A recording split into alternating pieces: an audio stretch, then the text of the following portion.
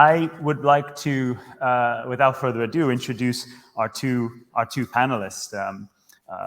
One of whom I'm really glad to welcome both of them to this event for the first time.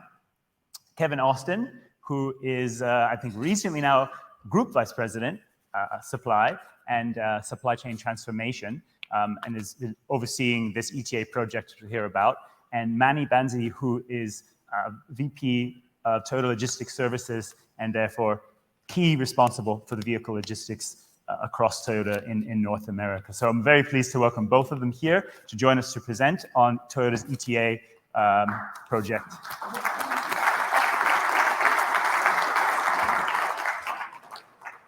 Thank you so much, Kevin. I'm going to hand over to you, and we'll have the slide deck come up there. All right. Good morning.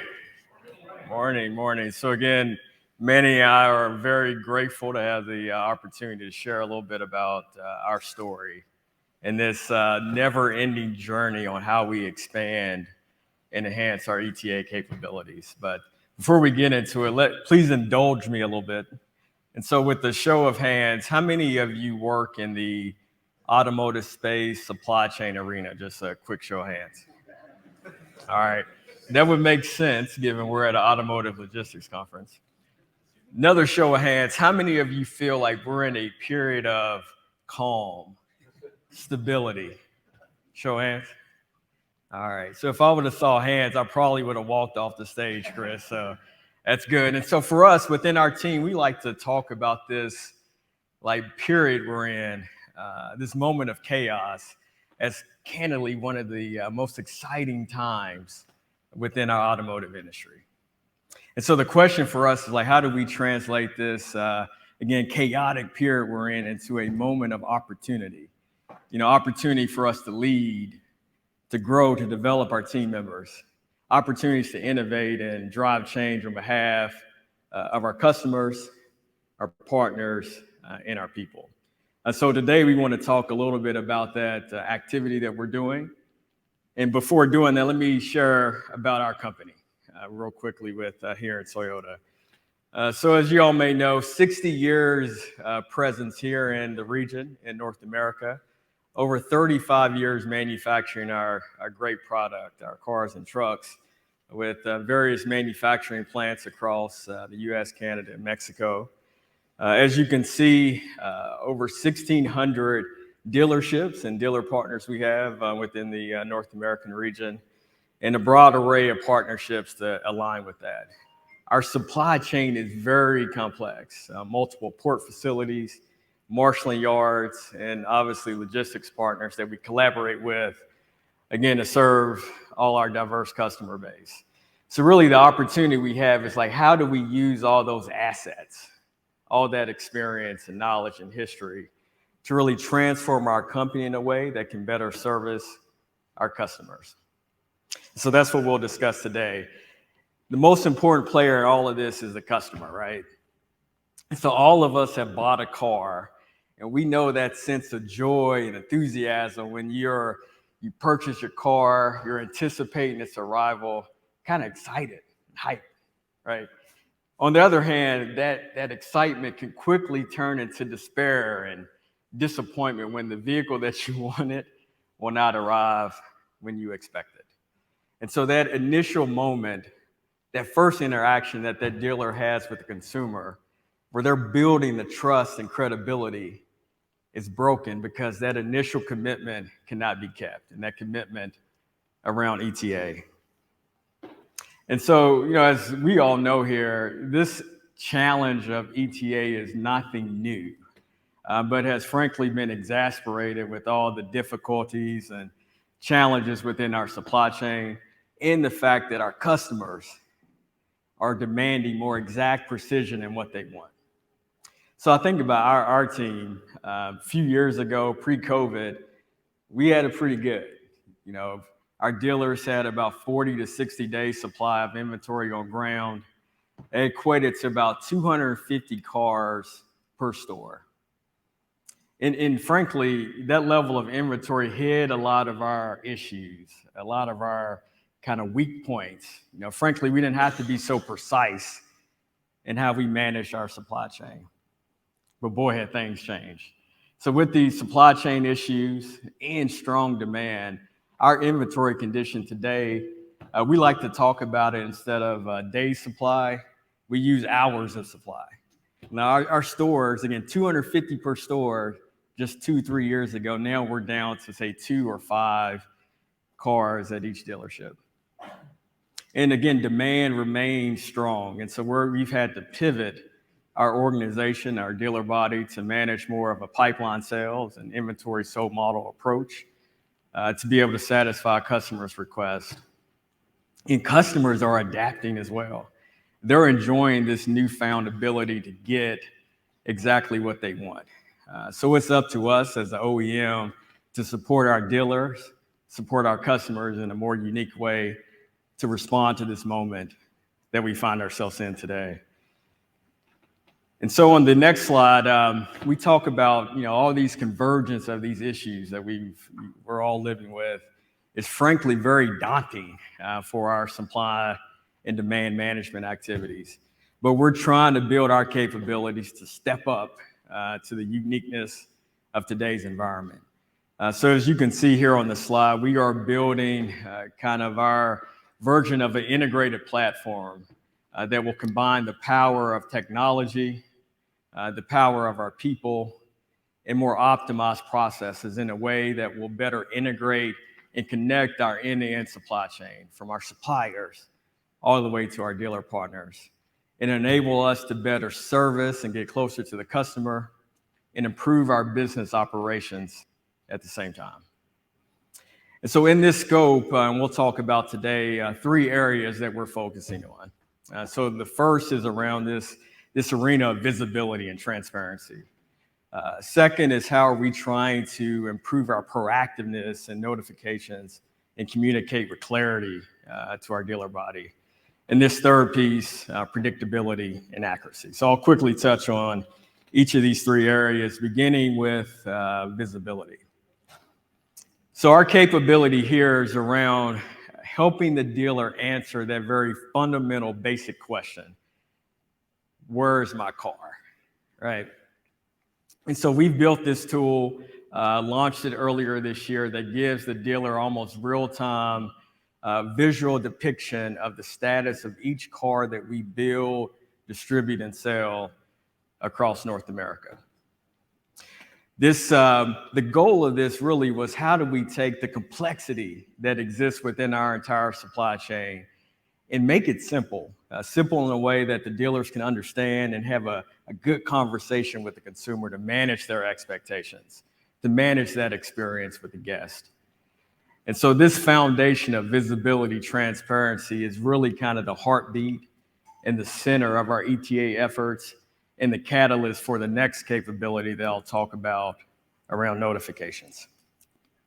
So again, I know everyone here is kind of in the supply chain space and can empathize with this point that regardless of our best plans, stuff happens.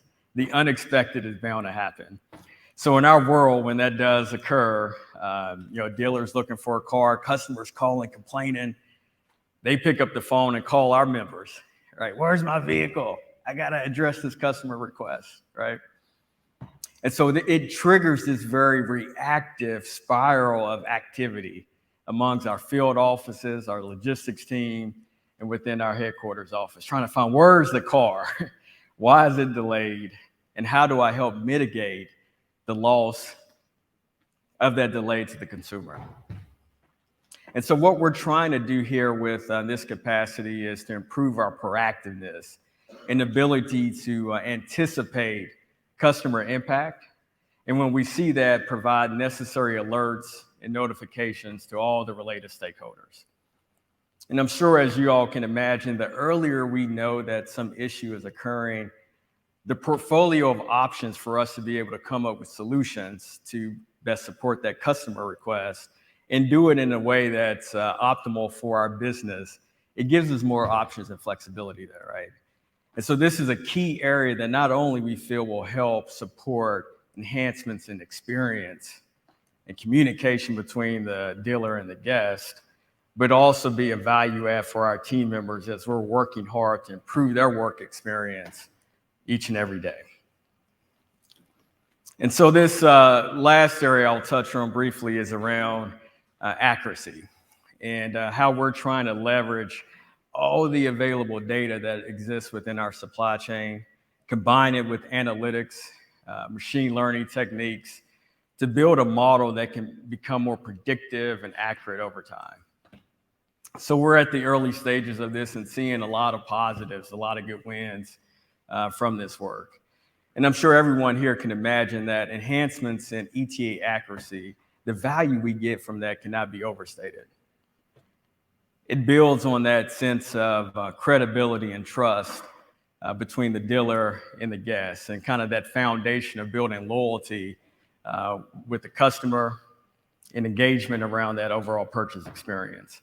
But it's also a gateway to operational improvement within our teams, within our business. So we feel if we can drive enhancements, improvement in this space, again, the guests will be happier, we'll be better performing as a business, and again, achieve a higher level of engagement and support from our team members. So that's the goal.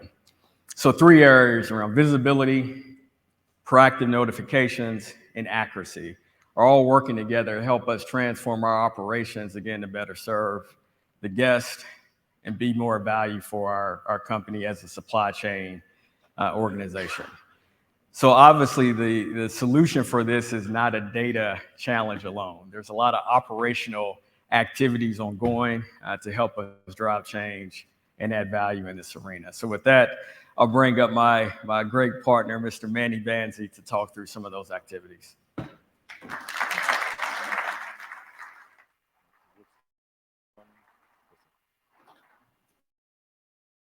Well, thanks, Chris and his team for having us over here. It was great to see some familiar faces, but I have to apologize. I was not here in person, but every day I was here in spirits. It was great to see a lot of my partners from our supplier event, and hopefully we'll continue to build that relationship, right? I only have 50 slides, so again, that will take maybe 1 or 2 minutes for Christine and Tom. But no, I just have a handful of slides. And let me just build on what Kevin said. I'm responsible for the processing side, and I have to say, great partners we have in the trucking industry, the rail, the processing, and throughout. Without their help, definitely this is going to be a very, very difficult task to move forward. So as Kevin mentioned, the visibility, whether it's a proactive communication and notification or process accuracy, some terminologies from operational side, where we are today and which areas I'm focusing on. So from the visibility point of view, as Kevin mentioned, data point of view, we have plenty of data. As the vehicle is moving through different processes, I'll touch on it, probably we have enough data to share, but it's one of those things that too much information sharing also not the most effective way. So finding out what is the information that is relevant to the dealers. Because as you can imagine, by the time the order is placed and plant builds it up, I process it, and our partners deliver it, there's many, many touch points, right? So biggest challenge we have is probably, I'd say, is the last mile data where the dealer or the customer wants to see like Amazon style, right? Hey, where's my car? Where's my car? This is like 2 minutes away, 5 minutes away, and so forth. So I think we have a challenge there, and more is how can we easily retrieve it.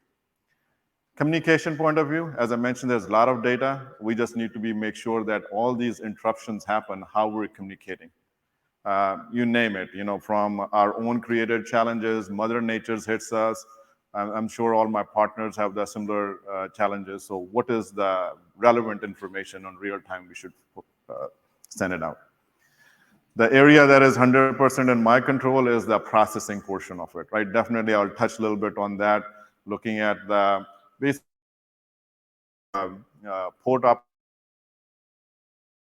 from Japan or from North America can come through it, or towards the marshalling yard, which is very much attached to our plants. Then I'm somewhat in a much controlled environment on the number of vehicles, how they'll flow through it. So I'll a little bit touch on that one. But areas we're focusing on is like the way plant operates. So, it's like more on the FIFO basis, as I mentioned, or Kevin had shared earlier. When you have plenty of inventory, you're just picking hot vehicles somebody is calling. When everything is hot, then how do you really process and make sure that you're being fair to the customer, fair to the dealers, and also to our partner portion of it, right? So overall, as an information flow point of view, I kind of break it out, which is my area, that's vehicle processing flow, and where is transportation. And that circle with a check mark is basically where we are sharing the information today. We can collect information throughout the cycle. So from the vessel arrival or buy point, we do it, processing the plant, final quality, truck ships or rail, and then back, because every leg has a truck leg to it, so, and to the dealer portion of it. So information is available, but the key difference between or we are not so much differentiating is between the marshalling yard and the port processing. As you can imagine, on marshalling yard, vehicle is basically coming every minute, give and take like few seconds here, there. Process car comes to it. But when a ship comes in, they bring in like 3,000 cars at one time, right? So how do you really differentiate that, how you process the vehicle and run through? So that's a big challenge, and that we are addressing internally portion of it, right? On the vehicle flow aspect of it, the main priority which we have really put in the last several months is that finish the inventory that is on the ground. We had a scenario where once the vessel leaves Japan, they can open it up for processing as it comes closer to the port itself. So we're selecting vehicles that are not even physically hitting the ground as our next schedule, while cars are sitting on the ground. So one of the things, again, there was a logic for it, there was a reason why it was being done, but as the rules have changed, as the inventory has really dwindled, it doesn't make sense to continue to process in that manner. So we are really focusing on that aging of the vehicle is minimized portion of it.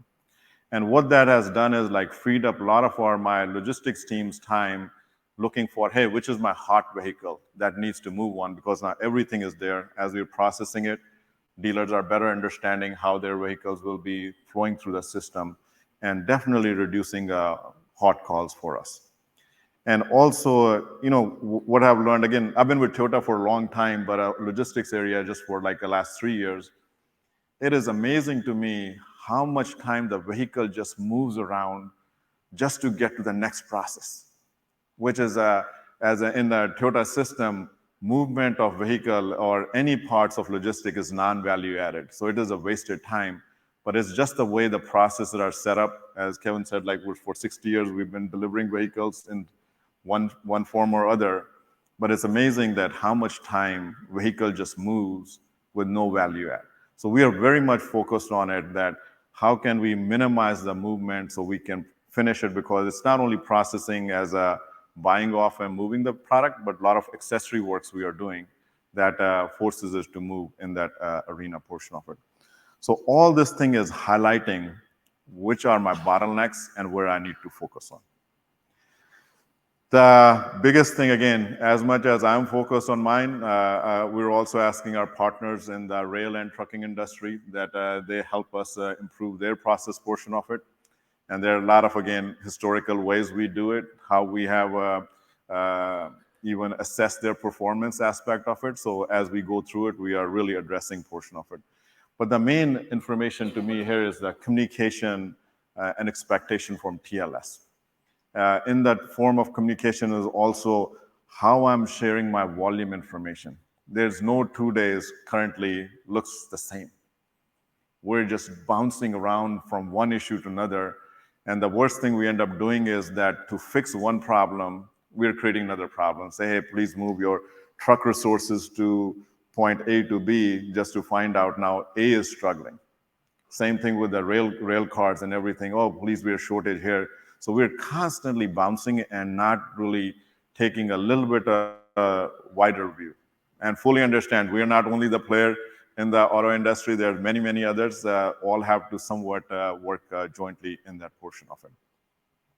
On the ET expectation, again, a little bit the way we have processed and rewarded our partners, or what the expectations were. And those are the elements we still have to get the strong buy-in. Everyone recognizes we are in abnormal condition. Everyone is working extremely hard, but are we the most effective in that arena at this point portion of it, right? Last day was machine learning. Data is data. Unless we can make a good sense out of it, may be very, very difficult. So as we have Christine and Tom a little bit more talk about it, we'll get more information around that portion of it, right? And last slide I will touch on before I'll ask Kevin to maybe close it out is, some of the challenges in the past we create for ourselves. To make things easier, we just create a simplified version. In that sense, was very much static schedule. Hey, everyone will come to work like this Monday to Friday, 8 to 5, and not bring much flexibility because that was the norm 10, 15 years ago. Now, as these things have moved around, we have not done a good job keeping up on the systems updated and providing information. Very simply speaking, in our schedules, we asked our partners that, hey, only plan for Monday to Friday delivery to dealers, where dealers are getting deliveries on Saturdays, and to some extent they'll say, hey, tell me whenever you can deliver, I'll take it. But our ETA system is not taking those in consideration. So how to really adjust those elements portion of it. So really moving from that static way of doing it and more to that dynamic way portion of it. And for ourselves itself, we said, hey, our window is 5 days windows, plus and minus 5 days. If we do it, we're doing great. And especially if the vehicle comes early, it was acceptable. But again, from the dealer point of view or customer point of view, they like to know exact dates so they can plan per portion of it. So even though we were saying, hey, we were 90% accurate in our 5-day window, now when we narrow it down to 1 day, that numbers are not looking good at all. But again, I think that's a great opportunity where we need to start making improvements portion of it. So I'll ask Kevin to come back and actually close it and then open up for more dialogue with the team. So thank you, guys.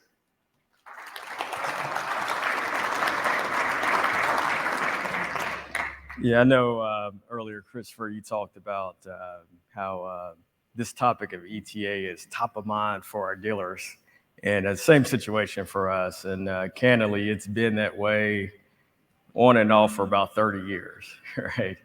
And so we had a session a couple of weeks ago, and we're making progress. We got a long way to go, but making progress. And one of the dealers asked, like, why is this moment different? Where we're actually seeing some movement and engagement. And kind of the response we gave was that for the first time, I think we're looking at this problem of ETA from an ecosystem standpoint. It's the entire enterprise of Toyota behind trying to drive value in this space. And so for us, we use this kind of cultural branding as together as one to kind of exemplify that behavior and mindset that's necessary across our organization. We have to work outside of our functional silos, again, be enterprise minded to be able to drive that change across the supply chain and generate value for our customers, our people, and our partners. And so that's what we're doing. And obviously we have a very long way to go. We're proud of what we've been able to do thus far. And as shown here, we're just getting started. So look forward to maybe coming back in the future to continue to share a lot of our good work in progress. So again, very grateful, and thank you all for your attention and time. And I look forward to answering any questions you have. So thank you.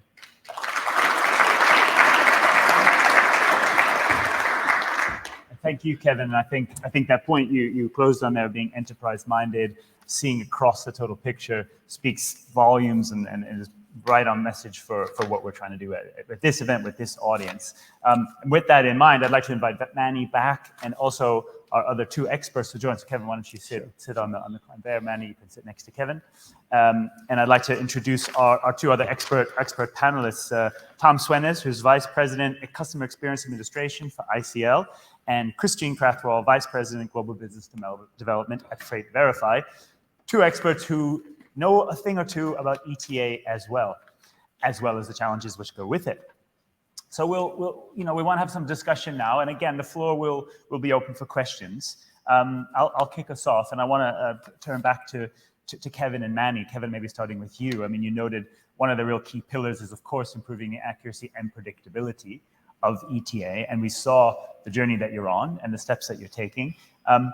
Where, are you already seeing some progress in that predictability aspect of it, which is so essential? Yeah, I think everyone knows it's hard, right? And one of the key change points now is this burning platform. And sometimes with a burning platform, you get what? Resources, right? So you get resources both in financial and talent. And I think thankfully we've been able to do that within the company. And again, from the top of Toyota, everyone is laser focused, kind of driving change in this space. And so I won't get into the actual numbers, but I will say we are seeing more than 10% improvement in our capability. We're just starting. And I think the beauty of the activity is we got good partnership with connection with the logistics team, looking at how we leverage data. And as we drive improvement in both of those elements, we are imagining that 10% will continue to grow as we go forward here. So overall, good work and optimistic about the capability. Well, 10% is already off to a good start. Yeah. Manny, predictability certainly depends on having consistent data to identify patterns. As we know, as Kevin opened up saying, and you all know, we're living in quite chaotic times, to put it one way. Can you still improve predictability for vehicle logistics when you have, let's say, less reliable, consistent data to build models on? No, the way I said, if it's a consistent, I think everything is easy, right? There's no real challenge to it. But I think as to Kevin's point, the reason we have been able to see this improvement is twofold, right? One is the way we really were setting up our guidelines and how we will calculate. So we are finding that, hey, that is not effective for today's environment. Secondly, it's also highlighted the way I'm processing. So honestly, I will more talk about myself. I know, again, my partners are great. We are working with them too. But in that area, we're identifying where my bottleneck processes are. And then we are identifying that how do we improve it. So as I mentioned, like even as the ship comes off, how do we really process that ship before the next ship comes in? So at least we are areas that we are controlling it. We're bringing that numbers to a much more manageable number rather than one vehicle goes one day and the next vehicle from the same ship is leaving 30 days later. So that creates, so the things that we are adding to the headache, we have been able to see improvement. So that 10%, again, I says we have a long way to go. To be honest, I said like we were at 90% plus minus 5 days was a very good condition. But when you narrow it down to one day, that number drops down significantly. So we are on a good path, but ways to go portion of it. So I think the value I see is that it identifies problems where we need to address it. Of course, one of the key aspects of TPS is visualization, and that's always comes down. So it sounds like this is giving you, in a way, a better ability to visualize the problems that you're seeing, in this case, in your processing centers. Tom, ICL, I mean, Kevin mentioned that ETA in reality has been an issue for 30 years. It's not actually new. And I think your company can speak to working on this for quite a long time, including with Toyota. How has the approach really evolved and changed for you in this phase? Why is it different now? Well, certainly, as they explain with basically selling into the pipeline now, is this a different animal? You don't have that cushion of 35, 65, however many days at the dealership. It hides, I think Manny said, it hides a lot of sins when you have, a plus or minus 5 day window or 3 day window. You have all that. We've talked about it yesterday, consistency in operations and things like that. And you could kind of, mask a lot of those. And when you're going to a plus or minus 1 day window, the level of precision's got to be pretty good. And it really has to be good across both, operationally and on the system side. We spent a lot of time and effort in terms of, we're collecting data from hundreds of LSPs, from all the stakeholders in the process. There's a lot of time and attention to making sure that data is correct. And then certainly, then we have an ops team that kind of backs that up to make sure that the things are flowing correctly. But what we're really seeing, of course, now with the current condition is that the enterprise-wide, there's a whole new demand for this information. It's not just a logistics thing anymore. It really is. It's, sales and production planning, the whole gamut, and how they use that information is different. Some people, it's, we have like what we call the pizza tracker. It's the VIN on the map, and people like to consume that data. And you have others where it's like, hey, we need it in a data lake because we have all these other analytics or interacting with all these other internal systems. So that's how we need the data. And so it's really kind of, being able to provide that to all the different constituencies in a very timely and accurate and reliable fashion. Christine, your company, of course, is highly specialized in ETA across very complex supply chains and working with a number of other OEMs too. How do you compare what you've been hearing from Toyota and their approach with FreightVerify and what you're doing with other OEMs as well? Yeah, I would say, talked about ETA for 30 years, and I think I've sat up on this panel almost for 30 years. But, I think the exciting thing for all of us in the room, and as Kevin said and as Tom said, is it's now an enterprise issue in that you're putting resources behind it, and people recognize it's not just the logistics organization, because logistics is just one little portion of delivering that vehicle to the customer. And traditionally, very static ETAs that were, milestone driven only. And really to look to say, where is that car at all times? And when I think of ETA accuracy, we almost laugh about it as a company of, well, on a happy path or a good VIN, your ETA is going to be perfect, right? But it's how do you develop systems that are smart enough, dynamic enough to understand that I don't need the OEM to tell me if they're going to divert to short C today. My system can recognize that VIN is now going to go short C, and how do I trigger that? And dealers absolutely want the best initial ETA, but working with about 4,500 dealers, giving them exact location of their VINs with ETAs, loud and clear also, though, is where's the VIN today and what's the new ETA? Because the good or the bad of COVID, supply chain's now front and center for anybody that turns on the news or a newspaper, and they realize stuff happens, right? So it's that combination of how do we get the best first ETA, but more importantly, to what Manny said, is how do you then have the right tools in place to understand you're in jeopardy to that ETA early enough that you can take action? And so I think it's really exciting from an operational standpoint to provide our customers the resources to say, if you want to stay on that perfect ETA or that plus or minus 1 day, those early notifications of your VIN's in trouble, or it's going to be in trouble, or, as we get more visibility of the entire network, to look out and say, 2 weeks from now, that railhead's in trouble, or that port's in trouble. It might not be because of Toyota, it might be because of one of the other OEMs out here, and get smarter as a network to say, how do then we collectively address that we don't get Benicia in trouble, or we don't get Milpitas in trouble? It is a very important point, I think, about the things that, Manny, you talked about controlling what you can clearly control in the VPCs, where you have a full visibility of that. But as we heard yesterday, you don't always know where there's going to be an overspill in a rail yard from another OEM, which comes in all at once, and suddenly it disrupts that. So, how are you trying to account beyond that view as well? I'll start with you, Manny, but obviously anyone wants to come in on that.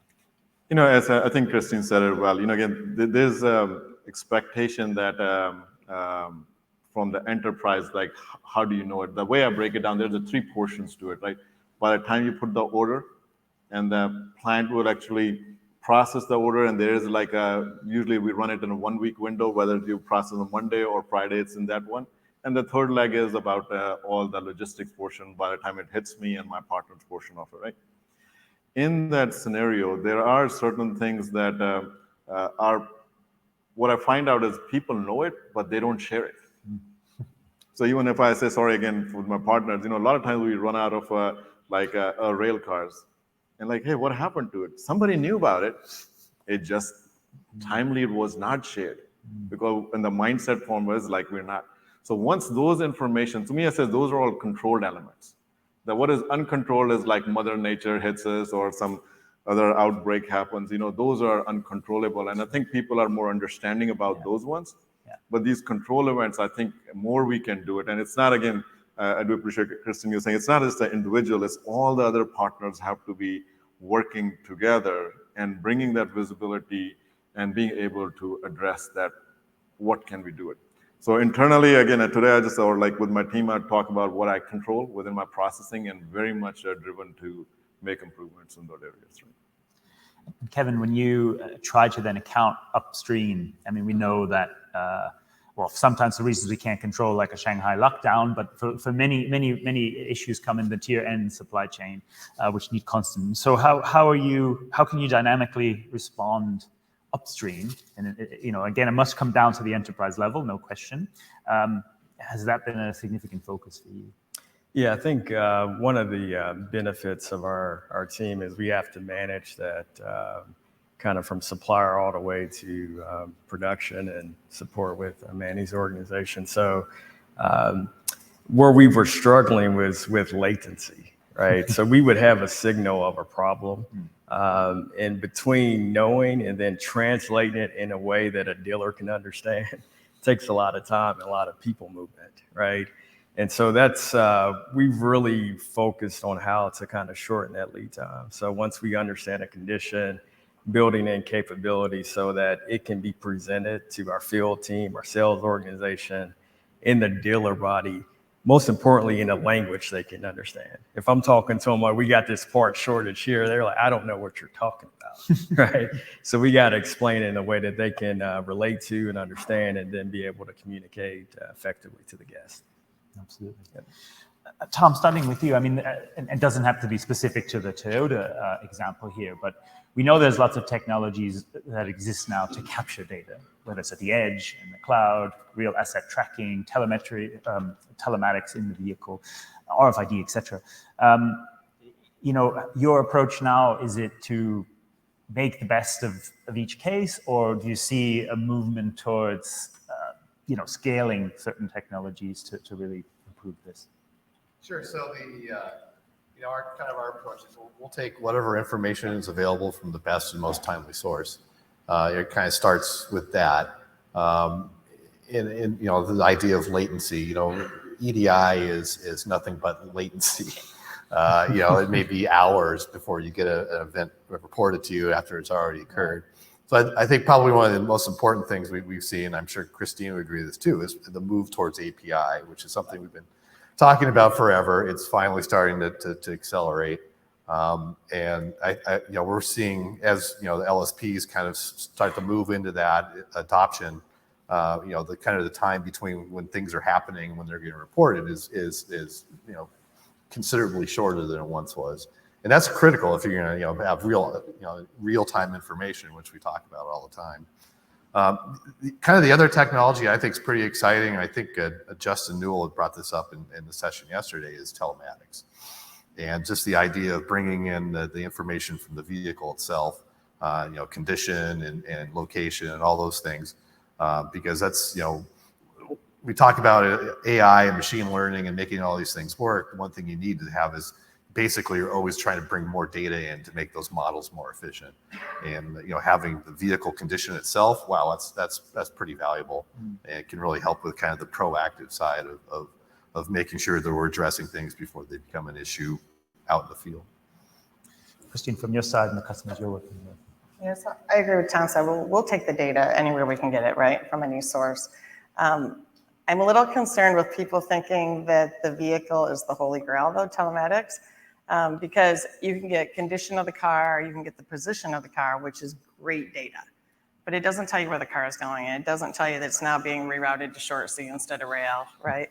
But we consume, and to the point, right, API, but I think you need to be flexible. We have a group that's just focused on that latency, right? Our thing is it must be real time at all times. So the customer should be able to know within 20 minutes or 15 minutes where that vehicle is.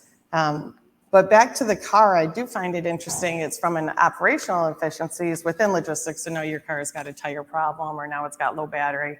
But then also to share that with the dealer for his PDI, right? And the dealer can know then that consumer that knows that vehicle's now coming right now, that dealer can clearly see, okay, this car is in good shape, at least from tire pressure, battery life, and those kind of things, but you can really drive efficiencies all the way down to the dealership by consuming that.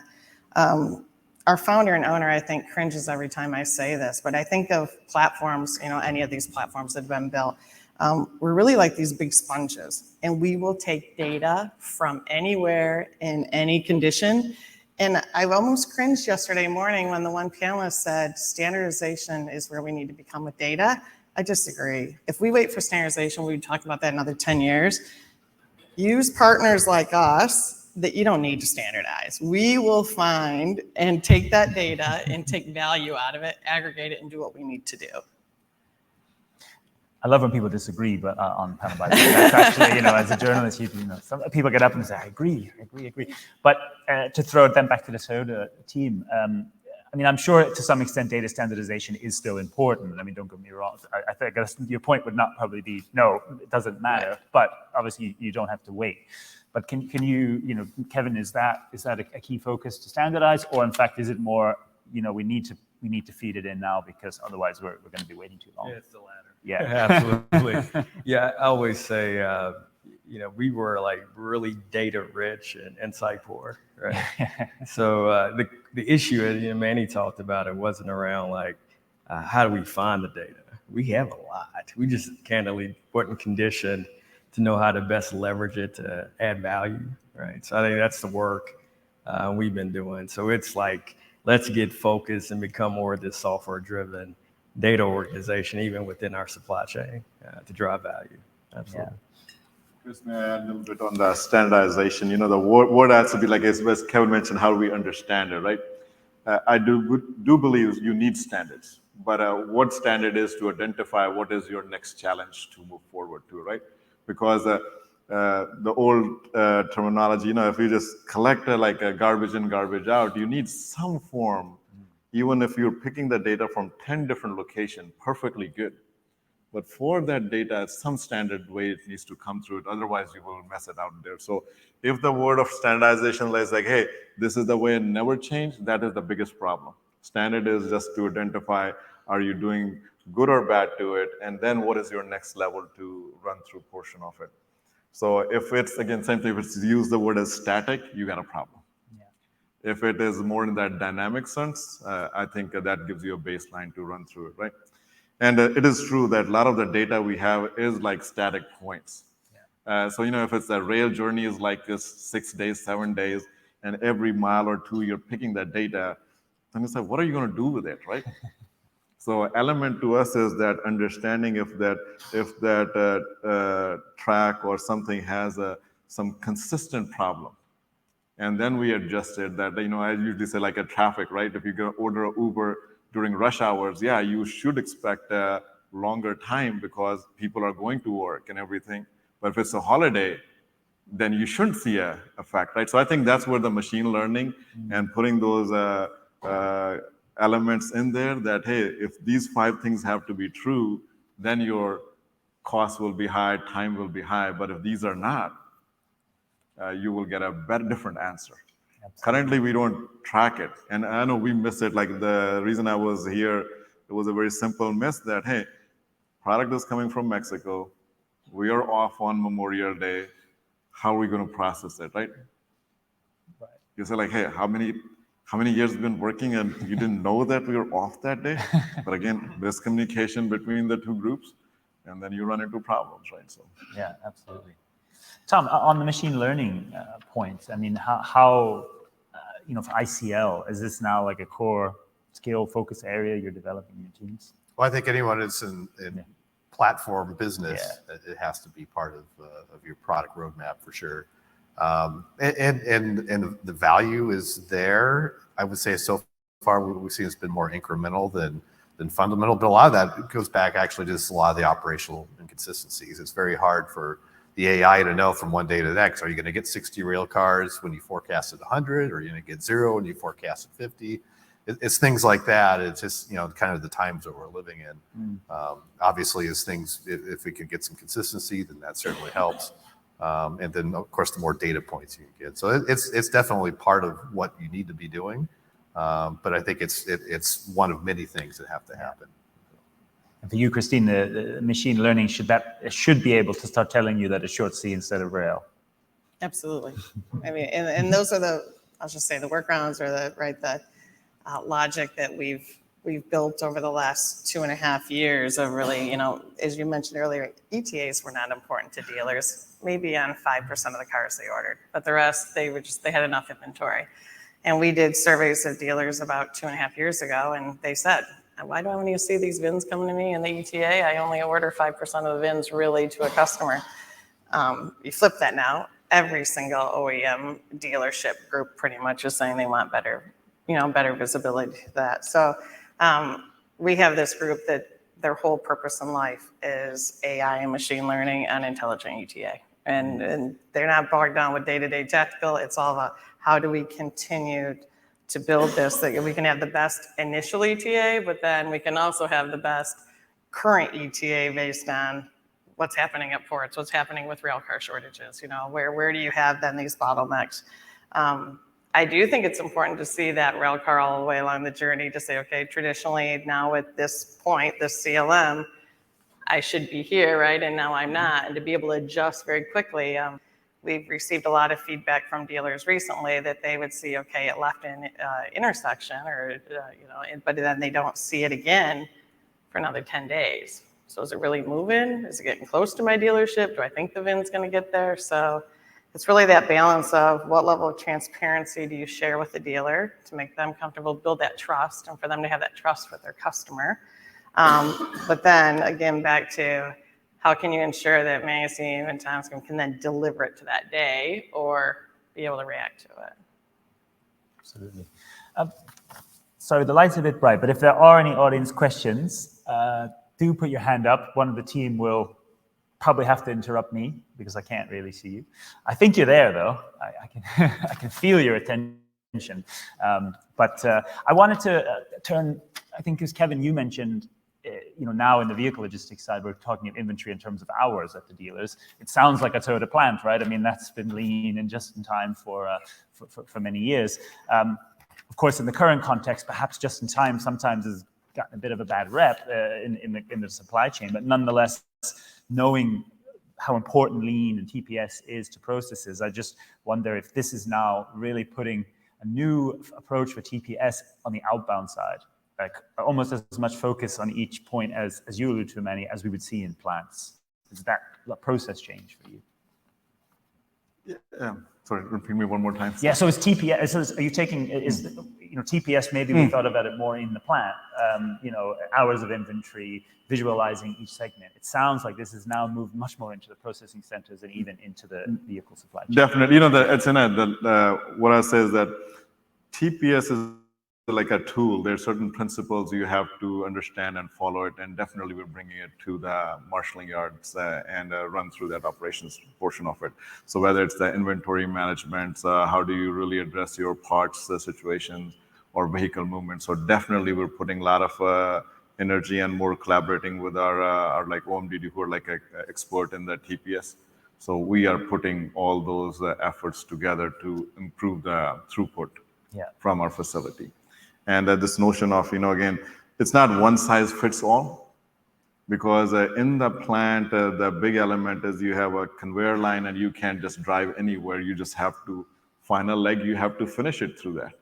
You're not going to deviate. But whereas in the other locations, it's more like a customized shop that, hey, this car needs this kind of elements, this needs, so you may go drive in different locations. So how do we smooth it out, balance the workload? So definitely, those tools we're implementing throughout my processing areas.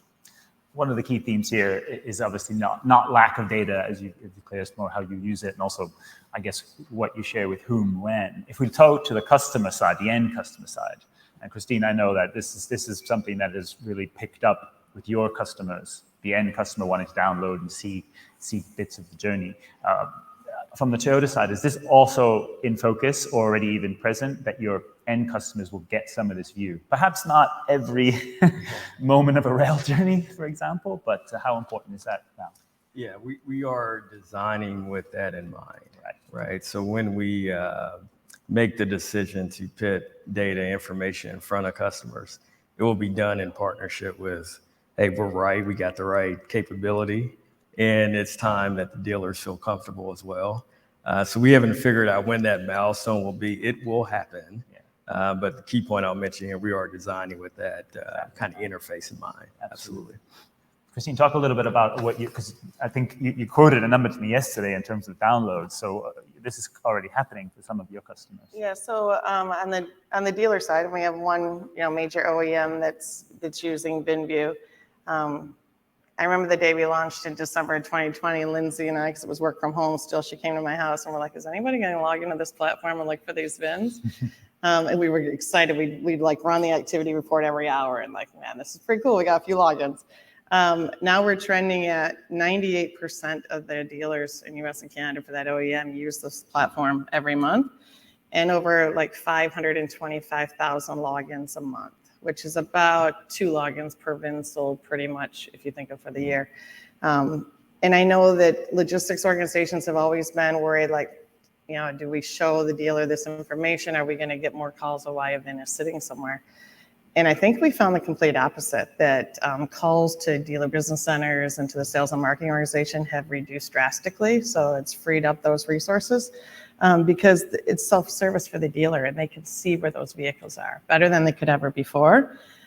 We have tools that the dealer can share with the consumer if they would like, whatever information. I know some OEMs want to be the voice also to that consumer. So it's that balance, and how do we support the OEM's message to that consumer too.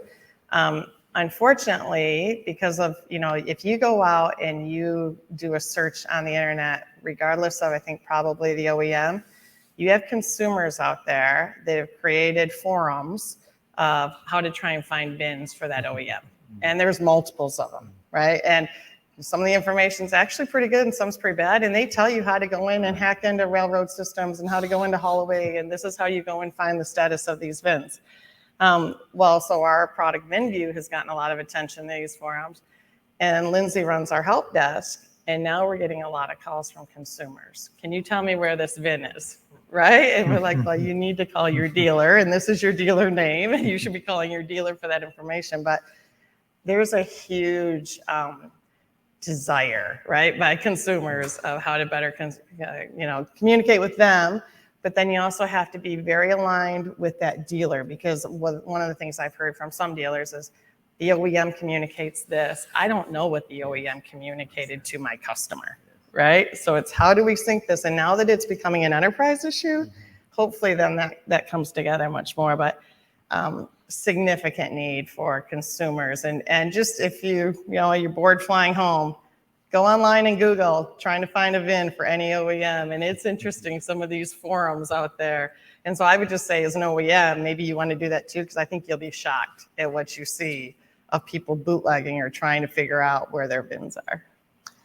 I have been told by multiple OEMs who've been present here that they're getting emails and calls from customers who find them on LinkedIn, perhaps through automotive logistics. So sorry about that. You guys might get a few more calls now that you've been a bit more public with us. But yeah, it's interesting. Tom, just from ICL's point of view, in terms of product roadmap and where you see that, I mean, clearly Toda is doing that with this in mind. For you, other customers as well, do you see that? Oh, absolutely. Yeah. That's a discussion we're having with everybody. Yeah. And Christine kind of touched on this. Every OEM kind of wants to manage that process a little differently. And there is that also that tension between the dealer and the OEM as to kind of who owns that relationship at that point. But the overall trend is towards more visibility, more information, which I think is a good thing overall. There's still some obviously things around, okay, do I want to tell the dealer there's a campaign or there was damages en route? Those are things that are still, I think, there's still some to be worked out. But for sure, I think, especially if we continue in this kind of low inventory, selling up the pipeline mode that we're in now, you're going to continue to see more of that data sharing. And Christine's absolutely right. It's if you have the information out there and you let people self-serve it, it generally makes things better for everybody. They can answer a lot of the questions on their own, and everybody kind of understands the process. So that's something that we've long advocated for sure. So I want to close with some of your views and goals, looking a bit further out over the next 3-5 years, which I think Kevin and Manny both alluded to, but just to draw out a little bit more. First, starting with the technology providers. So, Christine, where do you see this in 3 to 5 years? as his business models change, as the technology advances? What is it 10 times that number of logins? Is it AI across the chain? What's some of your goals for 3 to 5 years out? I think it's a little bit of all of that. I think what's going to be exciting is I do not think that the OEMs will go ever back to 60 to 90 days of inventory, which is good for all of us, right?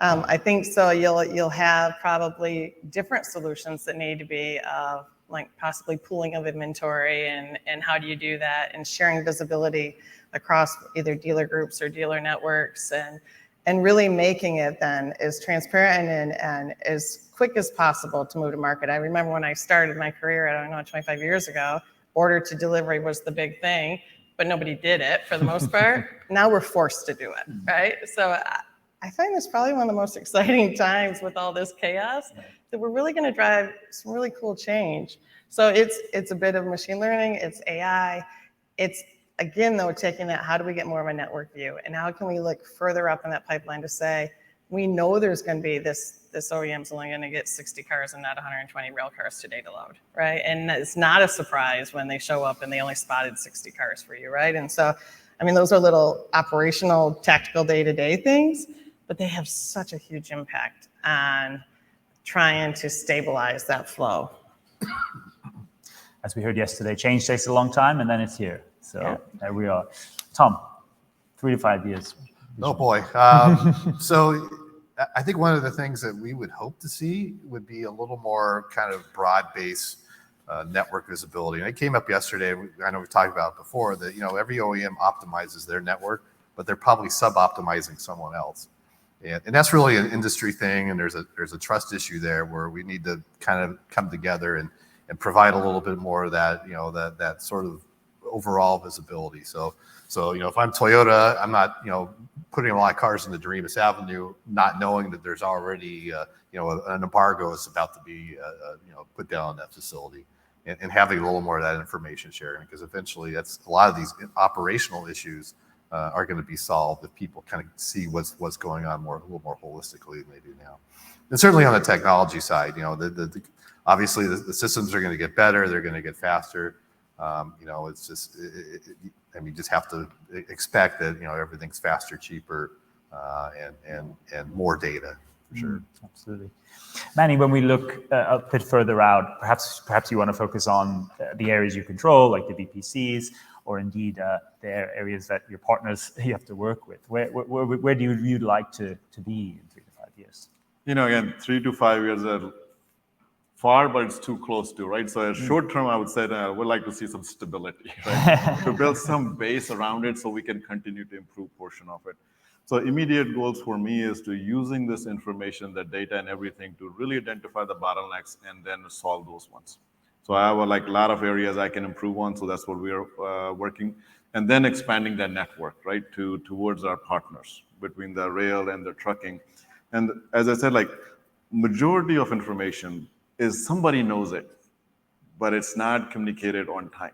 Yeah. So having that information available, having that transparency, I think a lot of these crisis management can go away, and then we can continue to build that portion of it. So goal to me is using this data to bring more visibility, and then as a team or as an industry and groups, we continue to improve on it. But very much in line with, as Tom indicated, that more sharing and transparency will, of course, help you get there. Kevin, closing with you, and I think perhaps any of you who've paid attention to our website over the last couple of days, you even recently added some further responsibilities, I think, to your role, which perhaps will inform some of the next few years in terms of supply chain transformation and the electrification journey. How do you see your goals around this and other changes in the next 3 to 5 years? Yeah, I would say selfishly, initially, we want to get off of the council's shit list. Right, for my dealer. So ETA is no longer on there. So that's the first goal. But, I think, supply chain has always been viewed as kind of a call center. Yeah. Right. And I really do believe, and a lot of companies outside of the auto industry have already seen this, that it is a critical piece to the customer experience. Right. And so I think our job and our mission together as a kind of supply chain practice inside of Toyota, it's for our dealer body, our enterprise, to see the supply chain as a main player to driving expansion in the experience for our guests. So we'll get there. I have no doubt you will, and we look forward to welcoming you and Manny and, of course, other panelists back to continue to share of this journey. We thank all of you for your time this morning. I think this has been such a great session to cap off a lot of what we've been talking about the last couple of days. So thanks again to all of you. Thank you.